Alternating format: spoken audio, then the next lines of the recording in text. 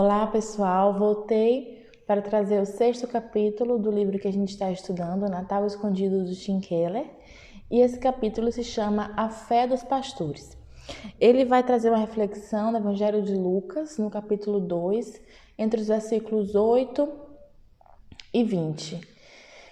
E traz a narrativa conhecida, do aparecimento dos anjos aos pastores, comunicando a boa nova de grande alegria, de que havia nascido o Salvador, que era Cristo Senhor.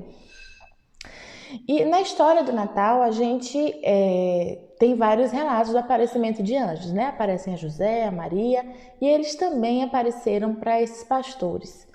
E ele trouxe uma mensagem para nós.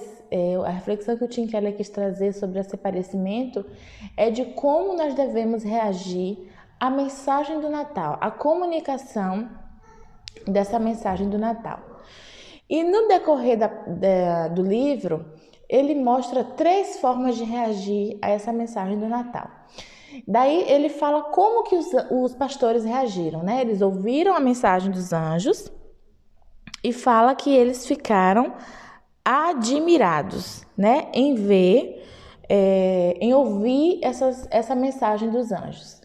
E eles saem apressadamente, a Bíblia fala que eles saem apressadamente para encontrar, com esse Senhor que nasceu, com esse menino.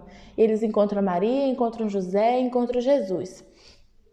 E ali diz que eles relatam para Maria tudo que eles ouviram dos anjos. E a Bíblia fala que Maria, mais uma vez, deixa o exemplo. Ela ouviu, guardou no coração, e Maria meditou e guardou no coração o que ouviu dos pastores. Essa foi a reação de Maria diante daquilo que ela escutou.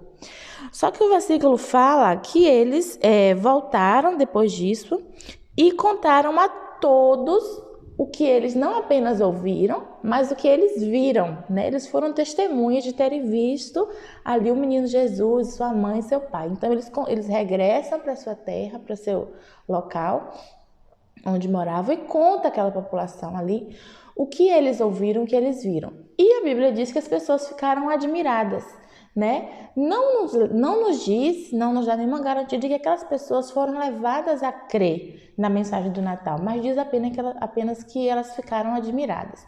Então, a reflexão que a gente traz para esse ponto é: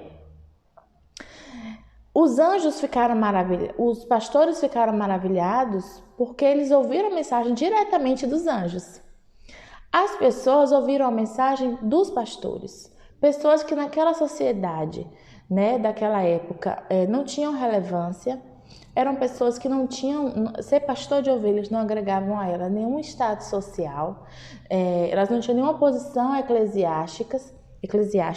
Então, talvez por isso as pessoas não foram levadas a crer nessa grande notícia de que o Salvador havia nascido. E diferente de Maria, Maria ouviu, Maria meditou e Maria guardou.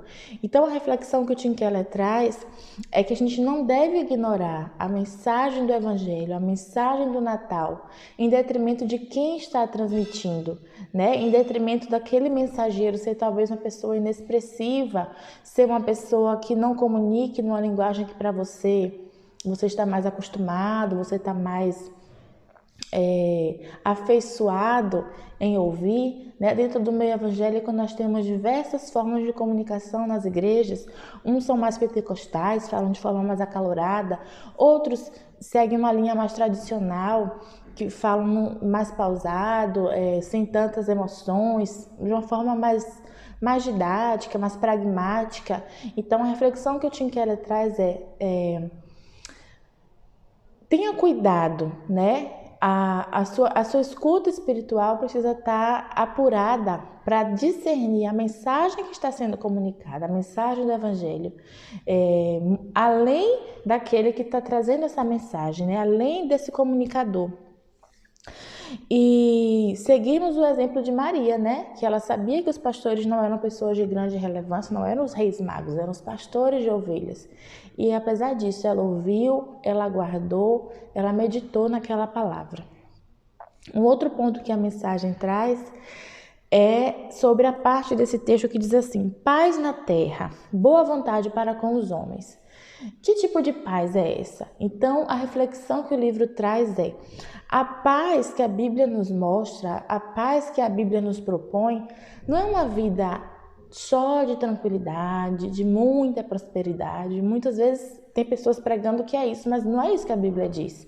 Não é uma vida de prosperidade, onde tudo vai dar certo. Muito pelo contrário. A Bíblia Jesus sempre foi claro, ele disse: no mundo tereis aflições. Então, a paz proposta pela Bíblia, essa paz na terra que esse menino veio trazer, não é uma vida sem problemas, não é uma vida sem tribulações, não é uma vida sem aflições. Não, a paz proposta aqui é o fim da inimizade, da guerra contra Deus. A Bíblia diz que todos nós pecamos, todos nós somos destituídos, nenhum de nós merecemos a presença de Deus. Temos condições de nos apresentar diante dele. No primeiro Adão, lá quando Adão e Eva pecaram, todos nós pecamos junto com ele. E por isso Deus enviou o segundo Adão, na pessoa de Jesus, por meio do qual nós podemos nos reconciliar com Deus.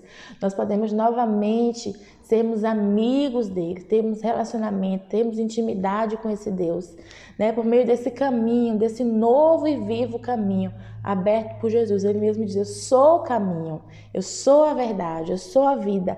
Então, a paz proposta por Deus, por esses anjos, essa boa nova paz na terra, é o fim da inimizade que nos separava de Deus. Então, o que o Natal nesse contexto significa? Significa receber por meio da obra que Jesus Cristo fez na cruz, receber essa paz, receber esse acesso a Deus por meio do sacrifício de Jesus, que nos limpa, que nos purifica, que nos torna aceitáveis diante de Deus.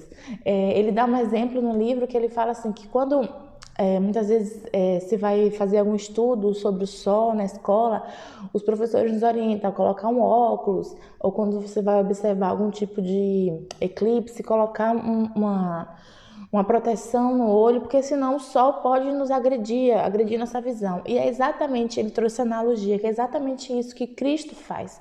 Nós não temos condições de nos apresentarmos diante de Deus. E Cristo é isso que nos torna aceitáveis estarmos diante de Cristo, estarmos diante de Deus, sem sermos consumidos, sem sofrermos o dano que merecíamos por conta do pecado em nós. Cristo limpa o nosso pecado, Cristo nos lava e nos torna aceitáveis diante de Deus. E é dessa paz que esses anjos vieram falar para esses pastores. Um outro ponto, para finalizar esse capítulo que o Tim Keller faz, está na palavra que diz assim: não tema, porque eu vos trago novas de grande alegria. Receber essas novas de grande alegria, o Tim Keller nos ensina que deveria pôr fim aos nossos medos.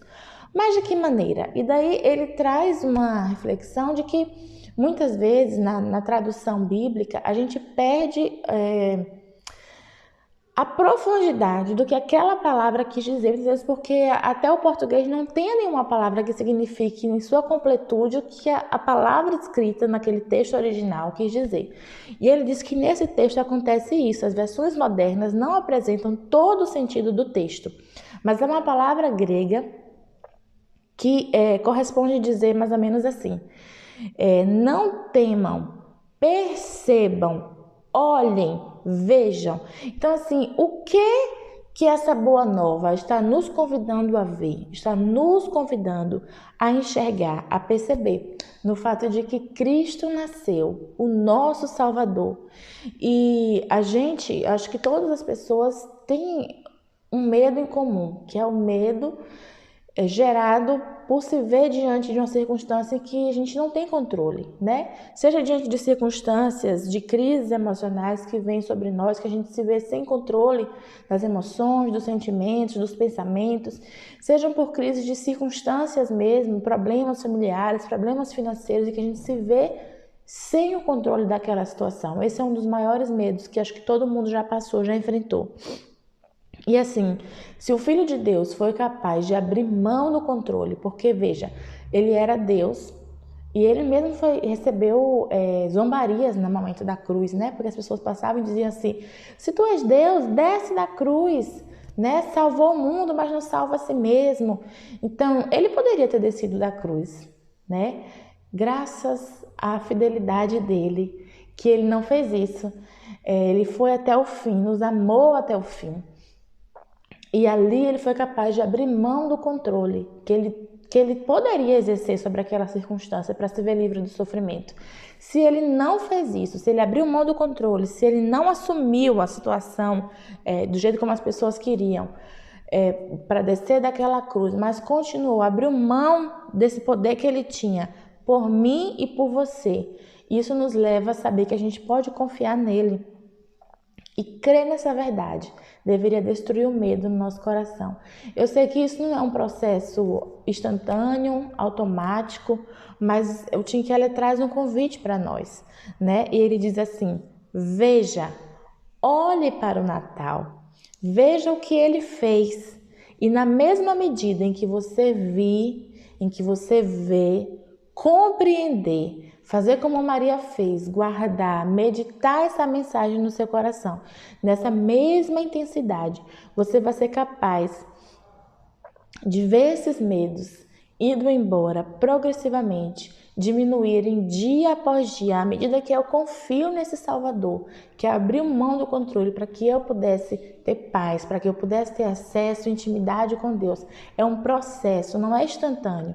À medida em que eu vou me doando, que eu vou confiando, que eu vou guardando, que eu vou meditando, eu vou vendo os medos do meu coração indo embora. Então, essa é a mensagem do Natal.